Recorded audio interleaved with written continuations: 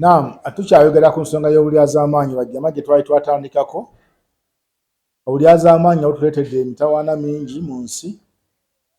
Nabbi sallallahu alayhi wasallam yatutegeeza mu hadithul kudusi nti Allah yagamba nti ya ibadi inni haramtu dhulma ala nafsi waj'altuhu bainakum muharrama fala tadhalamu.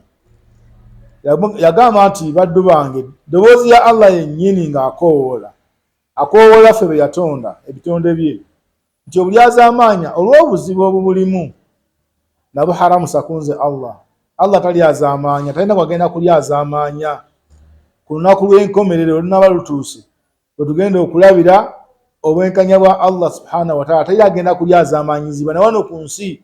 Tewerimba nti omusajja oyo Allah yamulyazamaanya la. Waj'altuhu bainakum muharrama, obulyazamaanyi obwo Allah n'abufuula era nga buli haramu ku mmwe. Fala tadhalamu, n'olw'ensonga eyo nammwe kye muba mukola mukwejjeemu. Obulyazamaanya tebulina kye buleeta okuggyako obukyayi, buleeta obusungu. Omuntu n'alowooza okukola kyatandikoze naye lwa kumulyazamaanya. Nabagamba luli nti amaziga ga mirundi esatu maziga mabi nnyo singa omuntu atonyesa ezziga nga limu ku maziga agasatu. Eryasookerwako damu atul madhulumu, omuntu yenna aba alyazamaanyiziddwa. Omuntu bw'alyazamaanyizibwa bannange naye abeera aba talina nnyo bugumiikiriza, omutima gumugamba intikaamu, kwesasuza. Abantu bangi bafunye obuzibu noga naye gundi bannaaye kye kyamuleetera obuzibu obwo. Ogenda okuwulira nti balina ddiiru gye baaliko ate n'abalyazamaanya bano ssente ne bagamba naye tajja zirya.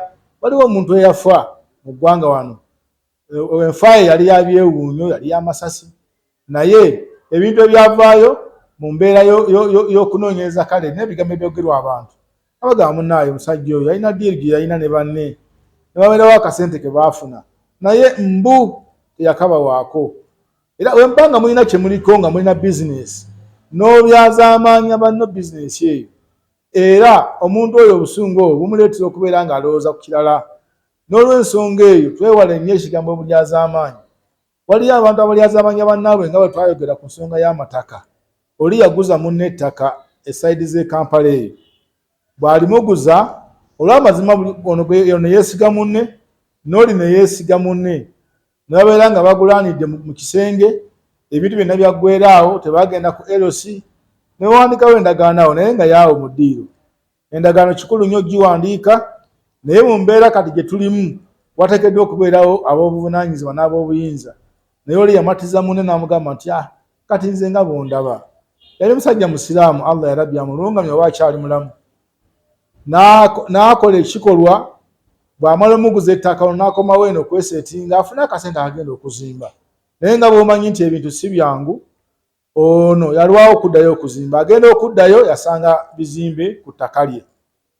N'atambula butereevu n'agenda eri yamuguza ettaka n'amugamba nti ssebo, ettaka nakuguza lyakulaakulanya kifo, lino ettaka taata yalindekera, nze ne njagala nkulaakulanye ekifo, naye gwe wagula n'ogenda tewakomawo kuzimba. N'amugamba bikyera bwe kityo nno, akange ke nali nakuwa k'obonziriza, saagalako magoba. Yagamba ate tizikuddiza ntya, saakuguza ttaka. Teyamuddiza ssente, teyamuwa ttaka. Amaziga ago ono ge yagenda akaaba, wallahi tasobola kufuna mikisa kwekyo kyofunye mu ttaka lya kikange ekyo. Bannange obulyazamaanya bususse, obulyazamaanya mu bakozi. Bwe twogera ku bulyazamaanya butambulira ddala paka mu maka.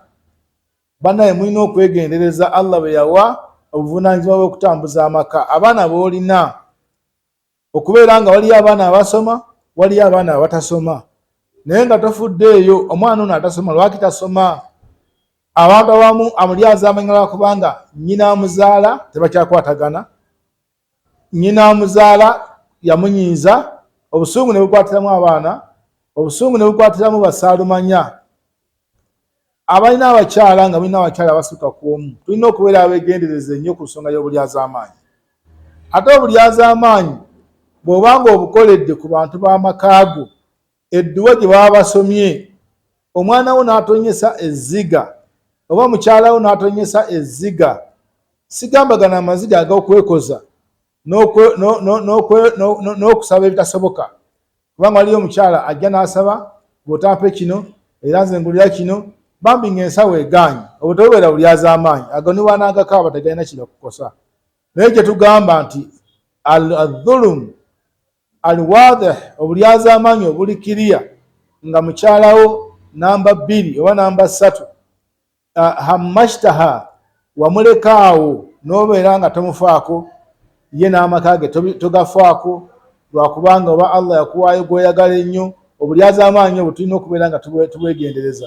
Ettondo ly'ezziga ery'omwana ng'ekyo embeera gy'ayiseemu nga kituufu wamulyaza amaanya n'otafaayo bannanga amaziga ago gagenda tukosa la fi duniya fakat si wano ku duniya wokka ne ku lunaku lw'enkomerero kubanga ekigambo kino kigamba idha nazalat ihda hadhihi damaat singa omuntu atonyesa erimu ku maziga ago fakad fatahata linafsika jahannam oba oguliddewo oba weguliddewo emiryango gy'omuliro jahannama.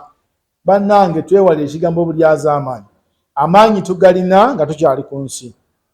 Abapoliisi tubamanyi, ab'obuyinza tubamanyi, teri agenda kukwatako, sente ozirina owaayo n'ovaayo lwennyini. Obulyaza amaanyi bamakanika b'amasimu, olina akuwa essimu ye n'ogijjamu ekintu ekitali kikyo n'ogeberera nga essimu oba oluusi oddimu lyaka lyonna. Obulyaza amaanyi eri abakanika amasaawa, obulyaza amaanyi eri abakanika emmotoka. Bannange obulyaza amaanyi buyingirira mu bintu bingi naye twegendereze nnyo omuntu singa atonyesa ezziga ate ezziga waliwo amaziga g'abantu agatonya gennyini ogalaba ng'amaziga ne wabeerayo amaziga agamba nti nina ennaku ku mutima era nina amaziga ku mutima gwange ng'oyinza obutagalaba nago gabeera maziga.